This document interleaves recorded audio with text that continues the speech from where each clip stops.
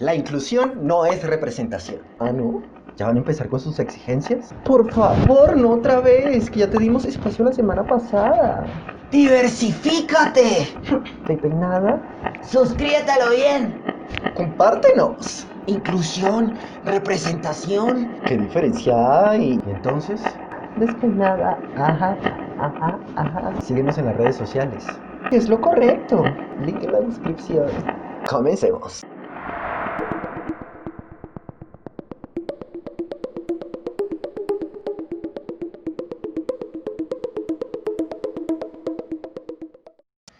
La inclusión nos ayuda a generar espacios de participación para el individuo y en efecto nos abre las puertas de la representación.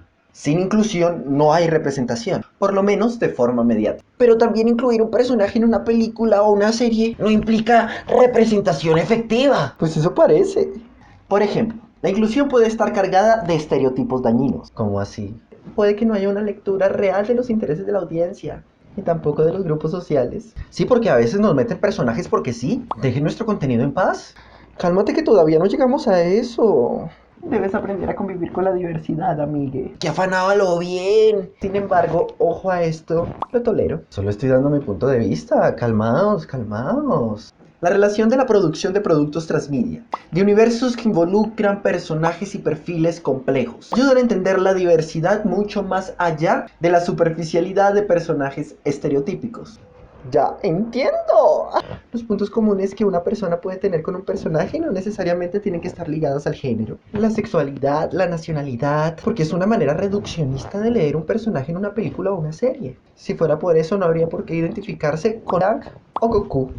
¡De Dragon Ball Z! A veces los vínculos están en la conexión emocional, la situación por la que está pasando el personaje, los valores de la experiencia de vida. Sin embargo, las movilizaciones de audiencias para consumir un contenido o no se han visto reducidas en muchos casos por agendas sociales y políticas que promueven la película y por ende generan distanciamiento de grupos que han sido consumidores fieles, como cuando cambian el género del personaje. Supergirl, Kirby, Ghostbusters. Let's go. No se metan con los clásicos. Mi pregunta es, ¿dónde están las audiencias, Juancho? Pues consumiendo los Juanchos. Digo, los clásicos. Banks. Exacto. La producción de contenidos nuevos enfocados en la diversidad se están haciendo. Esa no es la discusión. ¿Se debería hacer más? Es distinto. Productos nuevos con protagonistas que promueven o comulgan con la diversidad representan a las audiencias sedientas de otro tipo de contenido, no hegemónicos. Pues quédense con eso, identifíquense. El problema es que la diversidad no es algo aparte. Cuando un contenido se piensa desde la diversidad, no minimiza otros grupos sociales. De hecho, los incluye. Pero en los clásicos muchas veces sucede todo lo contrario. Homogenizan. Por ejemplo, el caso del Señor de los Anillos y la ausencia de mujeres. Un universo de hombres para hombres. ¿Ah? No es cierto, habían mujeres. 3. Únicamente. Y su protagonismo en toda la obra se ve reducido a tener conversaciones con otros hombres. A enamorarse de ellos. O para servir de excusa para que otros hombres demuestren su valentía. Pero es la adaptación de un libro. Es un clásico. ¿Cuál es el objetivo de las adaptaciones? Pues representar una sociedad. Exacto. Los clásicos son clásicos por clásicos, no por sus adaptaciones contemporáneas. Te lo dice Juancha la contemporánea.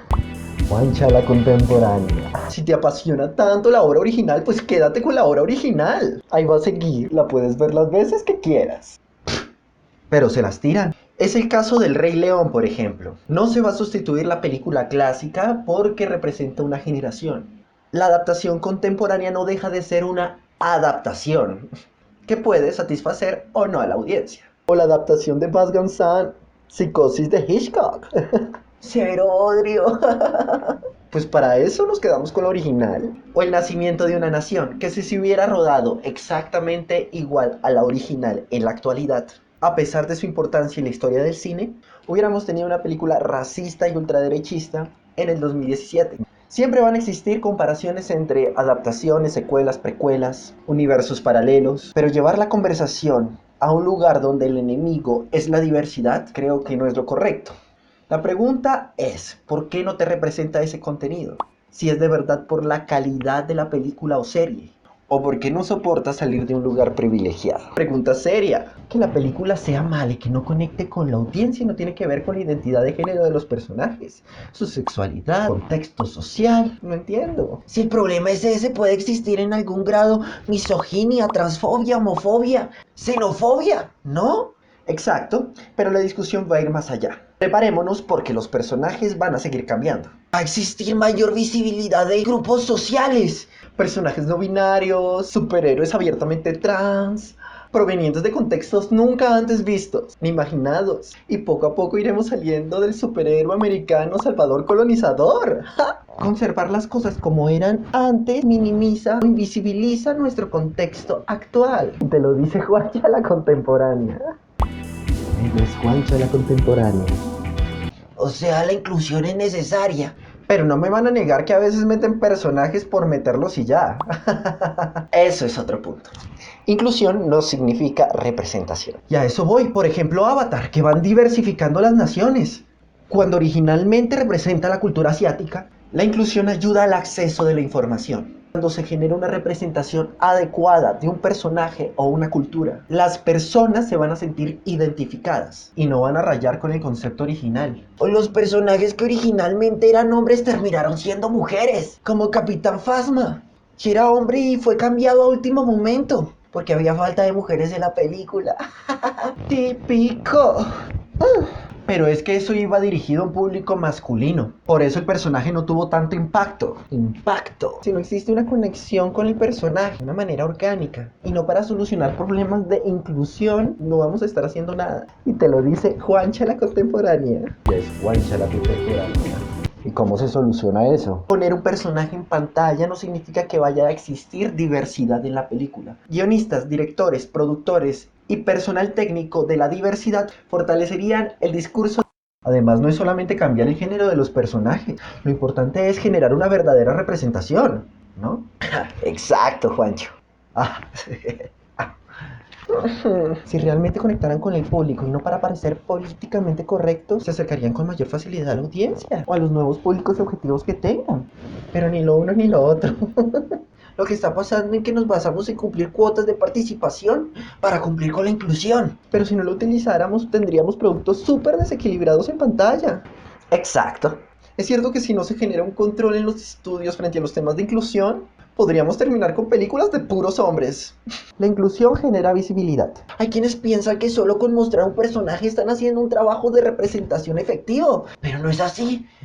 Una cosa es, bueno, terminamos de escribir esta película, hicieron falta mujeres, cambie ese. Nos van a tildar de machistas. De paso ponga otro personaje por ahí que parezca, así llegan unas audiencias LGBT y nos espantamos a los otros.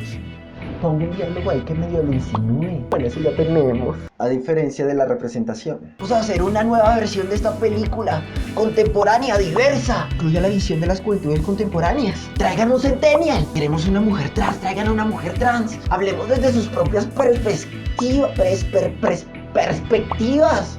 De hecho, la cultura actual de que los personajes sean interpretados por las personas que vienen de su contexto tiene que ver con esto, ¿no? O sea, que quien interprete una persona trans sea verdaderamente una persona trans. O quien dé una voz a un personaje afrodescendiente también lo sea. Esto evita en muchos casos estereotipos. Y en cuanto a la representación, indagaremos más sobre ella en el próximo video. Sí.